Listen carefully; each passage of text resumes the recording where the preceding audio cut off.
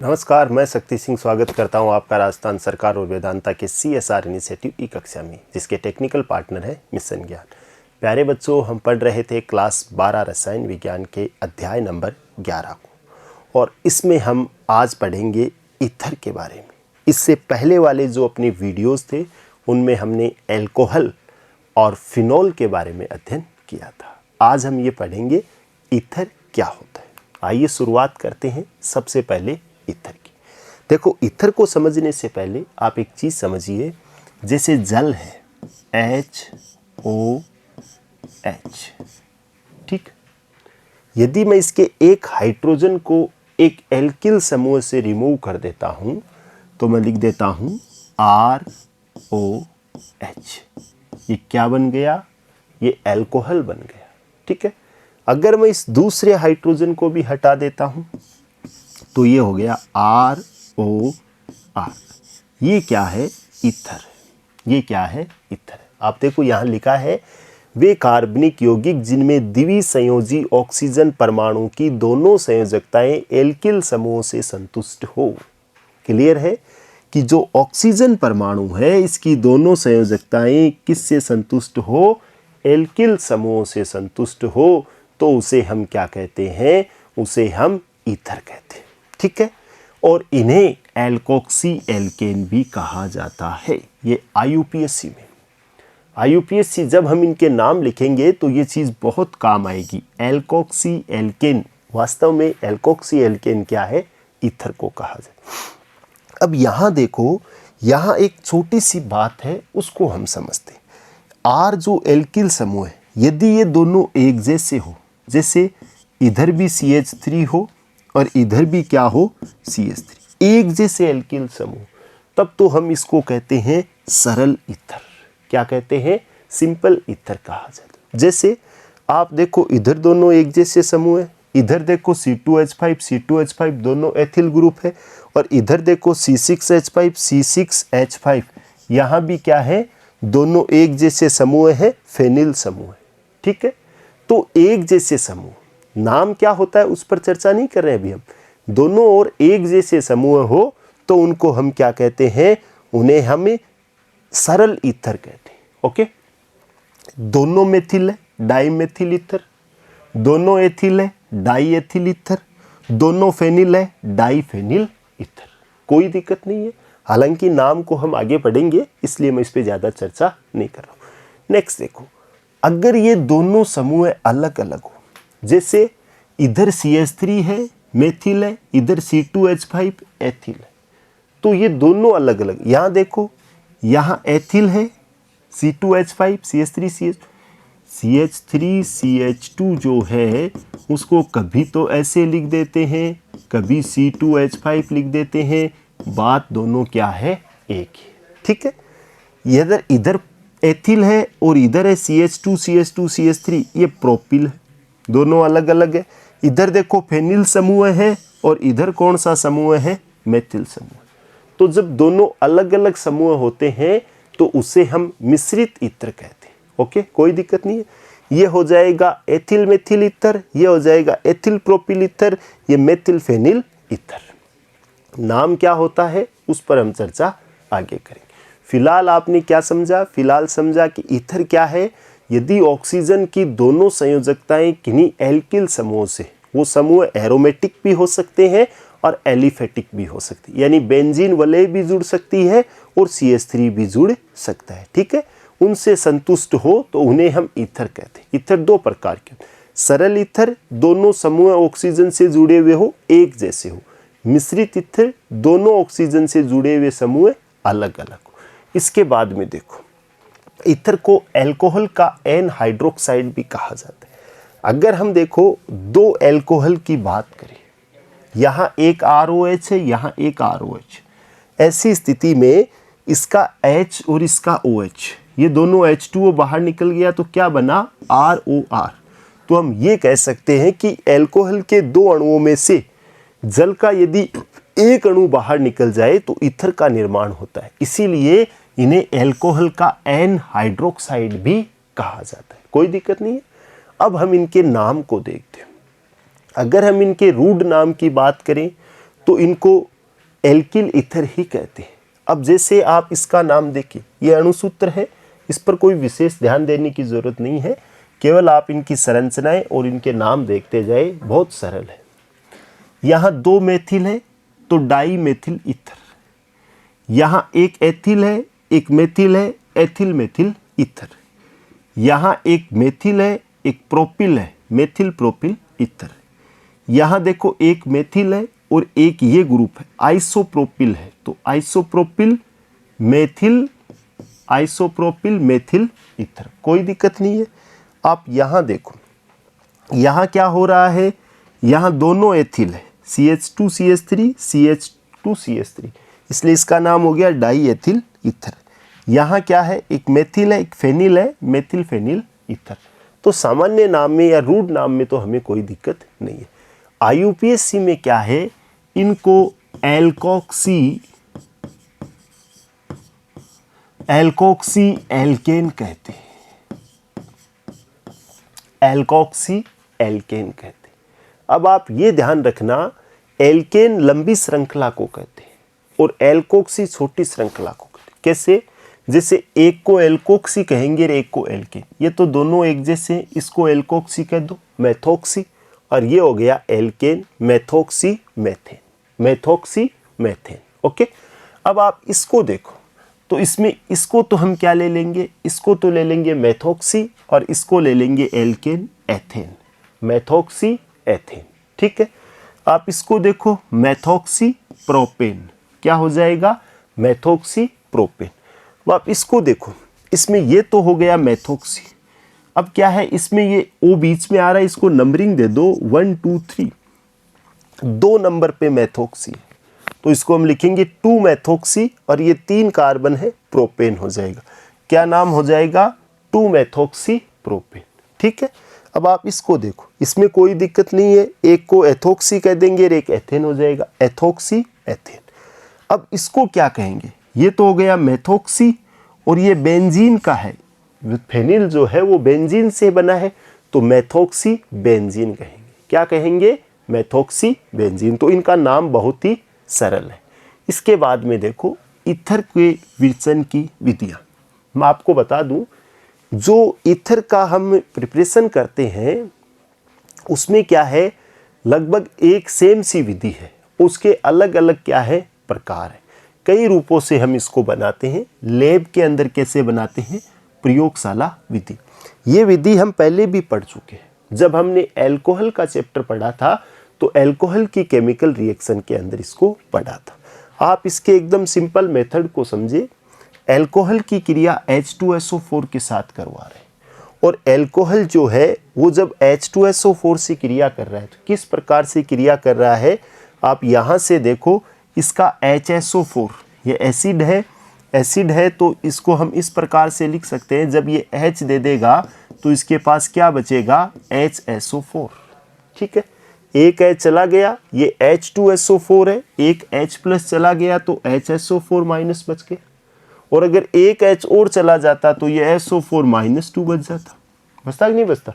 तो हम इतना नहीं देखते हैं, अभी फिलहाल हम ये देखते हैं कि इसका एक H गया, क्या बचा, HSO4, और इसका OH गया तो ये बच गया C2H5, तो इसके C2H5 से ये जुड़ गया HSO4।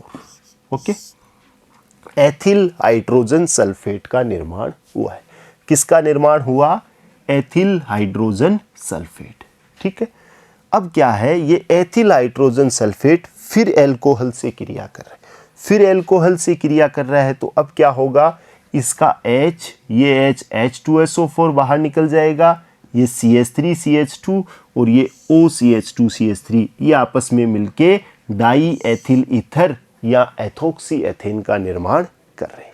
ठीक है, तो ये रिएक्शन किस टेम्परेचर पर हो रही है, 413 केल्विन पे, और इसको एथेनॉल के आधिक्य में करवाया जाता है, सल्फ्यूरिक अम्ल के साथ, सांद्र सल्फ्यूरिक अम्ल के साथ। हमने 2 प्रकार से इस रिएक्शन को पढ़ा था। हमने एल्कोहल के चैप्टर में एक बार एल्किन बन रही थी 433 से 443 केल्विन पर, और 413 केल्विन पर क्या बन रहा था, ईथर बन रहा था। ये रिएक्शन अगर आप वैसे ना समझते हो तो आप इसको सीधा भी कर सकते हो। सीधा याद रखने का तरीका क्या है, ये हो जाएगा CH3 CH2OH और इधर लिख देता हूँ CH3 CH2OH। एक का OH और एक का H बाहर निकला, क्या बन गया CH3 CH2O CH2 और क्या बन जाएगा CH3। ठीक है, तो कोई दिक्कत नहीं है। ये क्या है, ये इसकी प्रयोगशाला विधि है और विलियमसन सतत ईथरीकरण प्रक्रम के द्वारा इसको प्राप्त किया जाता है। यहाँ कोई दिक्कत नहीं है।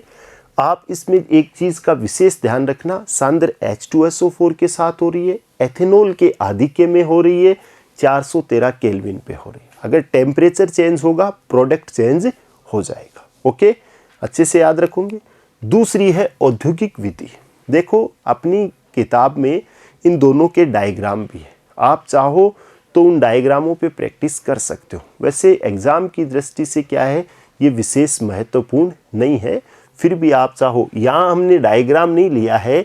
जैसे ये लिखा है कि इस विधि में ईथर भभके में, तो जो आप किताब में जो डायग्राम देखोगे उसमें एक कंटेनर सा बना हुआ है जिसको हम ईथर भभका कहते हैं और उसमें क्या है, सांद्र सल्फ्यूरिक अम्ल लेकर बूंद बूंद एथेनॉल मिलाते हैं। आप यहाँ भी इस चीज़ को नोट कीजिए, एथेनॉल की क्रिया वही सांद्र सल्फ्यूरिक अम्ल के साथ हो रही है और जो कुंडलियाँ होती है उनमें भाप प्रवाहित करते हैं और टेम्परेचर कितना रखते हैं, 413 केल्विन पर। सेम रिएक्शन है, जो रिएक्शन पहले हमने पढ़ी है वही रिएक्शन है। वो लैब में हो रहा था, ये इंडस्ट्री के अंदर बहुत अधिक मात्रा में हो रहा है। तो इसको आप अच्छे से एक बार देख लेना, इसमें कोई विशेष चीज़ नहीं है, केवल अपने बुक में एक बार डायग्राम को हमें पढ़ना है। ओके, तीसरी है कुछ अन्य विधियाँ। हम कोई स्पेशल मेथड देखते जिसमें आप देखो वही एल्कोहल की क्रिया हो रही। आप यहाँ एक चीज़ देखिए, मैं एल्कोहल से ही ईथर बना रहा हूँ और उसकी क्रिया सांद्र H2SO4 से 413 केल्विन पे की। यहाँ हम एल्यूमिनियम ऑक्साइड के साथ कर रहे हैं, Al2O3 बॉक्साइड कह दीजिए, इसके साथ हो रही है 523 केल्विन। अब यहाँ भी क्या होगा, इसका OH और H आपस में बाहर निकल जाएंगे और ये क्या बन जाएगा, ईथर का निर्माण होगा।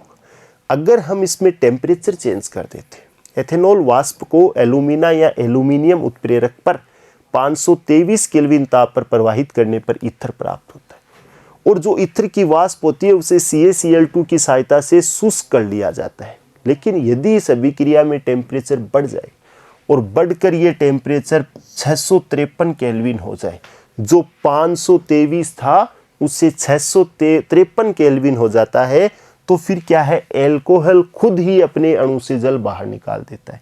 इसका OH इसका H यानी अपने ही अणु से वाटर बाहर निकाल देता है और एल्कीन का निर्माण हो जाता है। समझ रहे हो इस बात को।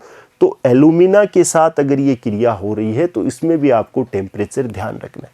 अगर 523 है, आपको 523 याद नहीं रहता है तो याद रखने के लिए ये रख लो कि 500 है तब तो ईथर और 600 है तब एल्कीन।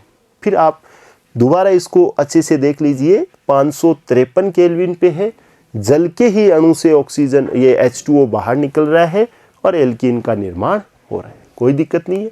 नेक्स्ट देखो, नेक्स्ट है विलियमसन संश्लेषण। विलियमसन संश्लेषण ईथर बनाने की एक ही तो नेम रिएक्शन है, वो है विलियमसन संश्लेषण। अपनी किताब में उसी को हम क्या है पढ़ रहे हैं।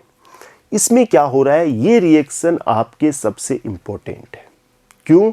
क्योंकि हमने जो एल्कोहल से पढ़ी थी उसमें हमें पता है कि सांद्र H2SO4 के साथ हो रही है, 413 केल्विन की उपस्थिति में हो रही है। इसमें क्या होता है, इसमें आप एल्किल हैलाइड की क्रिया करवा रहे हो और सोडियम एल्कोक्साइड के साथ करवा रहे हो। पहले हम इसको अच्छे से समझते हैं। कोई भी एल्किल हैलाइड, जैसे मैंने ले लिया CH3Cl, मेथिल क्लोराइड ले लिया, और मैं सोडियम एल्कोक्साइड कैसे बनाऊं, आपने ये रिएक्शन पढ़ी होगी जब हमने CH3OH की क्रिया किसी धातु के साथ करवाई थी, सोडियम के साथ। जब इसके 2 मॉलिक्यूल लिए थे तो यहाँ से दोनों H2O निकल गए, ये बन गया CH3ONa। ये सोडियम मेथोक्साइड का निर्माण हुआ है। अगर मैं इस CH3 की जगह R लिखता हूँ, बाद में O है और ये Na, तो ये NaOR है। तो आपको ये पता होना चाहिए कि हम रिएक्शन किसके साथ करवा रहे हैं, NaOR के साथ। NaOR बनेगा कैसे, जब आप एल्कोहल की क्रिया किसी धातु के साथ करवाते हो। धातु से करवा लो चाहे NaOH से करवा लो, कोई दिक्कत वाली बात नहीं है। तो ये फिलहाल हमें ध्यान रखना है कि हम एल्कोक्साइड के साथ क्रिया करवा रहे हैं, सोडियम एल्कोक्साइड के साथ क्रिया करवा। जैसे मैंने यहाँ CH3ONa लिया है तो मैं इसकी क्रिया किससे करवाऊंगा, CH3ONa से। ये NaCl बाहर निकलेगा, ये बन जाएगा CH3OCH3, ईथर का निर्माण होगा। ठीक है, तो ये तो इसका बेसिक प्रोसेस है। यहाँ आप एक एग्जाम्पल देख लीजिए, CH3CH2I, ये तो हो गया RX, R तो ये हो गया, X की जगह ले लिया, और यहाँ इस R की जगह ले लिया CH3CH2 और आगे क्या ले लिया, Na। मतलब ये क्या है, सोडियम इथोक्साइड के साथ क्रिया हुई है। हो क्या रहा है, ये NaI बाहर निकल गया, ये CH3CH2O CH3CH2, ठीक है, क्या बन गया, एथोक्सी एथेन या डाई एथिल ईथर का निर्माण हो गया। अब आप यहाँ ध्यान से समझना, महत्वपूर्ण चीज़ है। अगर मैं जो एल्कोक्साइड लेता हूँ वो मेरे पास कैसा है, 3 डिग्री है। एल्कोक्साइड कैसा है, 3 डिग्री। और जो एल्किल हैलाइड जो RX लेता हूँ वो मेरे पास कितना है, 1 डिग्री। ठीक, 1 हो या 2 हो, इनके साथ मैं क्रिया करवा रहा हूँ। ऐसी स्थिति में तो क्या है, इसका Na, इसका Br यानी NaRX बाहर निकल जाएगा और ये बनेगा CH3CH2, फिर O, फिर C, फिर 3 लग गए इससे क्या, CH3। और ये क्या बनेगा, ये इधर तो एथिल है और ये तृतीयक ब्यूटिल है, तो एथिल तृतीयक ब्यूटिल ईथर। लेकिन यदि मैं इसको चेंज कर देता हूँ, मैं इसको 3 डिग्री ले लेता हूँ, यदि मैं ये देखिए मैंने इस RX को 3 डिग्री ले लिया है, RX को 3 डिग्री, और जो ये ले रहा हूँ एल्कोक्साइड वो 1 डिग्री ले रहा हूँ, ऐसी स्थिति में गड़बड़ हो जाती है। ऐसी स्थिति में गड़बड़ क्या होती है, एक तो ये NaBr तो बाहर निकल जाएगा, लेकिन ये O जो है वो इस C से ना जुड़ के क्या होगा, यहाँ वाला जो CH3 है वो अपना एक H इसको दे देगा। जब वो एक H इसको दे देगा तो ये तो बन जाएगा C2H5OH, और यहाँ इन दोनों के बीच में डबल बॉन्ड आके एल्कीन का निर्माण हो जाएगा। ये 1 2 3 2 मेथिल प्रोपीन बन जाएगी। क्या बन जाएगी, 2 मेथिल प्रोपीन या 2 मेथिल प्रोप 1इन। कोई दिक्कत नहीं है, अच्छे से याद रखना इस बात को। अगर आपके पास एल्किल हैलाइड है, ईथर बनाना है, तो RX आपको कैसा लेना है, 1 डिग्री लेना है। और जो एल्कोक्साइड आप ले रहे हो, ONaR जो ले रहे हो, वो कैसा होना चाहिए, आपके पास 3 डिग्री होना चाहिए। कैसा होना चाहिए, 3 डिग्री। अगर आपने इसको चेंज किया, एग्जाम में ये दोनों रिएक्शन आ सकती है। अगर आपके पास एल्किल हैलाइड RX 3 डिग्री दे रखा है तो आप समझ जाना कि यहाँ से ये हाइड्रोजन निकलेगा और यहाँ क्या बन जाएगा, डबल बॉन्ड का निर्माण हो जाएगा, एल्कीन का निर्माण हो जाएगा। किसका निर्माण हो जाएगा, एल्कीन का निर्माण। ठीक है, तो मैं दोबारा बता देता हूँ, अगर हमें ईथर बनाना है तो एल्कोक्साइड तो लेना है 3 डिग्री, और जो एल्किल हैलाइड है वो लेना है 1 डिग्री। 2 डिग्री भी ले सकते हैं, ऐसा कोई विशेष इश्यू नहीं है, लेकिन 3 डिग्री और वो 1 डिग्री होता है। अगर ये रिवर्स हो जाता है तो ऐसी स्थिति में किसका निर्माण हो जाएगा, एल्कीन का निर्माण हो जाएगा। ओके, ठीक है। इसके बाद में देखिए नेक्स्ट एक रिएक्शन है एथिल हैलाइड को शुष्क सिल्वर ऑक्साइड। देखो हमने सिल्वर ऑक्साइड AgO की भी क्रिया देखी है। AgO जो Ag2O होता है उसकी क्रिया हमने 2 प्रकार से देखी, एक नम Ag2O और एक शुष्क Ag2O। हम यहाँ शुष्क Ag2O से क्रिया कर रहे हैं, और जब ड्राई Ag2O से क्रिया हो रही है तो ईथर बनेगा। 2 RX है, मैं इसे सिंपल समझाता हूँ, एक ये RX है और ये दूसरा RX। ओके, और क्रिया हो रही है AgO-Ag से, यानी Ag2O से। ये यहाँ से AgX, ये यहाँ से AgX, ये क्या बन गया, ROR बन गया। क्या बन गया, ROR बन गया। ठीक है, तो ये CH3CH2, तो ये CH3CH2, बीच में O है, फिर ये CH2CH3। यहाँ कोई डाउट नहीं है, बहुत सिंपल रिएक्शन है। शुष्क Ag2O के साथ शुष्क सिल्वर ऑक्साइड के साथ रिएक्शन हो रही है, ईथर का निर्माण हो रहा है। तो देखो मेन हमने 3 चीज़ें इसमें पढ़ी। एक तो जो एल्कोहल है उसकी सांद्र H2SO4 के साथ 413 केल्विन पे, जो हम चाहे वो उसको हम औद्योगिक विधि कहे या प्रयोगशाला में भी बना सकते। दूसरा हमने एक महत्वपूर्ण रिएक्शन विलियमसन संश्लेषण पढ़ा, जिसमें एल्किल हैलाइड और सोडियम एल्कोक्साइड, और उसमें भी एक हमने शर्त पढ़ी कि halide 1 degree, alkoxide 3 degree ether बनेगा। अगर एल्कोक्साइड 1 डिग्री और हैलाइड 3 डिग्री है तो एल्कीन का निर्माण होगा।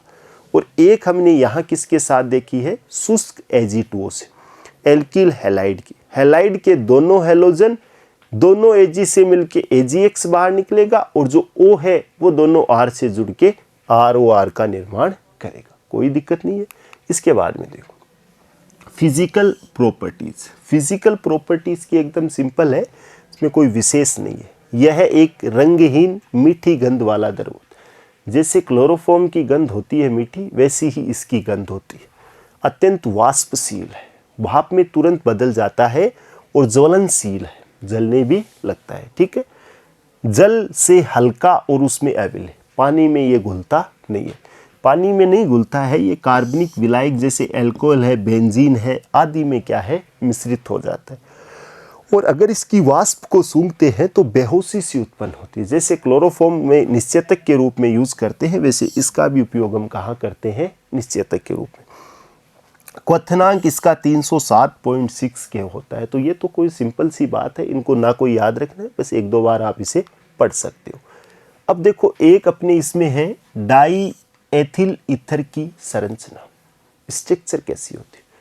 वैसे इसकी स्ट्रक्चर को समझते हैं, जैसे आपने जल की स्ट्रक्चर देखी होगी, HOH V शेप होती है, ठीक। और जो बंद कोण होता है वो लगभग 104 डिग्री और 5 मिनट का पानी के अंदर बंद कोण होता है। अब मैं यहाँ ये समझूंगा कि ये जो दोनों H है उसकी जगह एथिल समूह है। इधर भी एथिल है CH3CH2, इधर भी एथिल है CH3CH2, डाई एथिल ईथर है, ठीक। यहाँ आप इसमें 2 चीजें देख रहे हो। यहाँ जो ये ऑक्सीजन है वो 2 एथिल समूह से जुड़ा हुआ एक कोणीय एंगुलर स्ट्रक्चर है। ईथर अणु में ऑक्सीजन परमाणु की संकर्ण अवस्था, ये किस ऑक्सीडेशन स्टेज में है, ये sp3 ऑक्सीडेशन स्टेज में। और ऑक्सीजन परमाणु के 2 संक्रित कक्षक 2 एथिल समूह के साथ, इस ऑक्सीजन के जो 2 sp3 संक्रित कक्षक है, एक इसके साथ सिग्मा बंध बना रहा है और एक इसके साथ सिग्मा बंध बना रहा है, ठीक है।